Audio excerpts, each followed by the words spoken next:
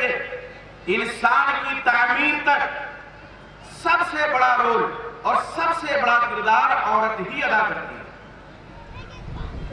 انسان کی تخلیق عورت سے ہوتی ہے۔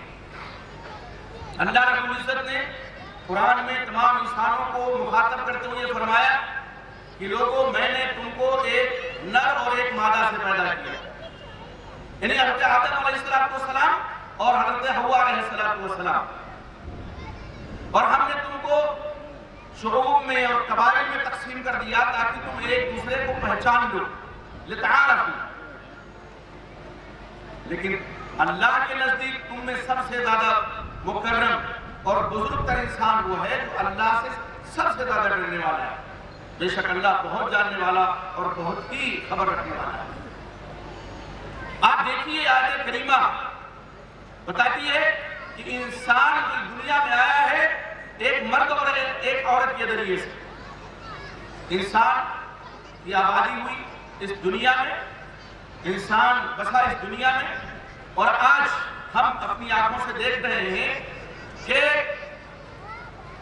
انسان کی پیدائش عورت کے بطن سے ہوتی ہے، اور انسان جب شکم مادر میں ہوتا ہے اس وقت سے لے کر کے پیدائش تک، پیدائش سے لے کر کے جو بچپن کا دور ہے وہ، پھر لڑکپن کا دور، پھر جوانی کا دور، پھر بڑھاپے کا دور، ہر دور میں عورت کا کردار نمایاں ہے۔ معاشرہ اور سماج ان دونوں سے بنتا ہے، لیکن جتنا اہم کردار عورت کا ہے صالح معاشرہ کی تعمیر اور ترقی میں اور اس کی تشکیل میں، اتنا مرد کا نہیں ہے مرد کا بھی، لیکن اگر ہم موازنہ کرنے پہ آئے تو عورت بہت زیادہ کردار ادا کرتی ہے۔ اب آئیے ذرا دیکھیں، اسلام نے صالح معاشرہ کی تشکیل کے لیے جو اصول اور ضابطہ متعین کیا ہے اس پر نظر ڈالیں۔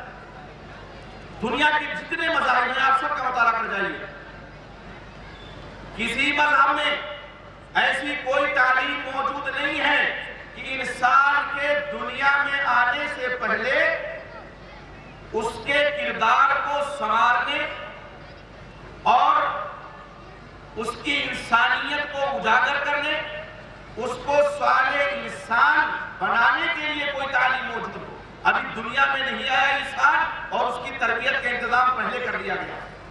یہ صرف ہمارا مذہب اسلام ہے کہ جس میں انسان کے دنیا میں آنے سے پہلے ہی اس کی تربیت کا انتظام موجود ہے۔ پوچھئے کیسے؟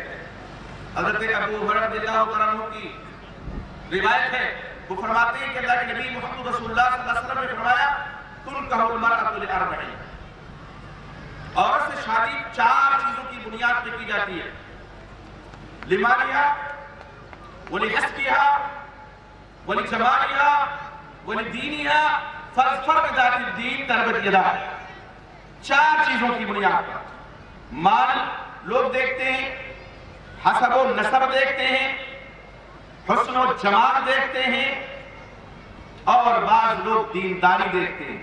آپ صلی اللہ علیہ وسلم فرماتے ہیں دیندار خاتون سے شادی کر کے کامیابی حاصل کرو، تمہارے دونوں ہاتھ آکالود ہوں۔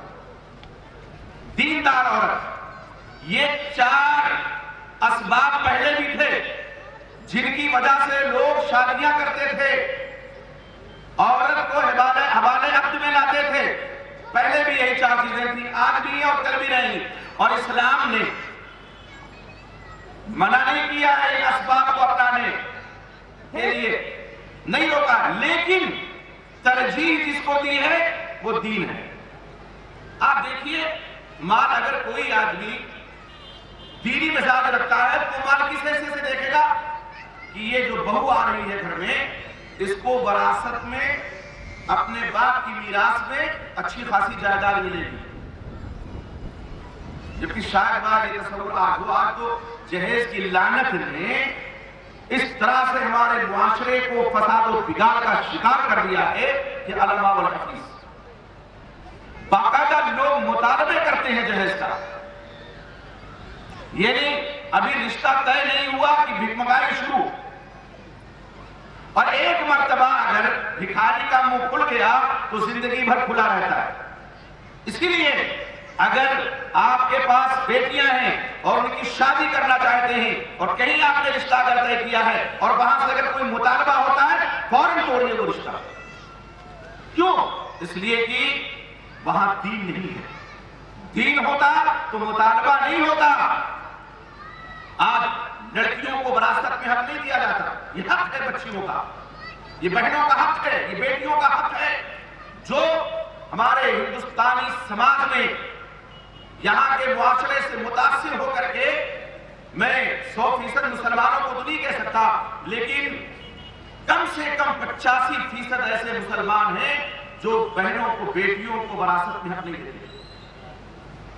جبکہ معاملہ یہ ہے کہ اگر ان کو حق نہیں دیا جائے گا تو ہو سکتا ہے اللہ رب العزت کے حقوق میں اگر کوئی کوتاہی ہوئی ہے شرک کے علاوہ، شرک کو تو اللہ ہرگز نہیں معاف کریں گے۔ بھی آپ نے بہت مدلل تقریر سنی ہے پروفیسر توحید کے تعلق سے، اور ہمارے ناظم اللہ صاحب نے اس پہ مہر لگا دی، اللہ ہرگز نہیں بخشیں گے۔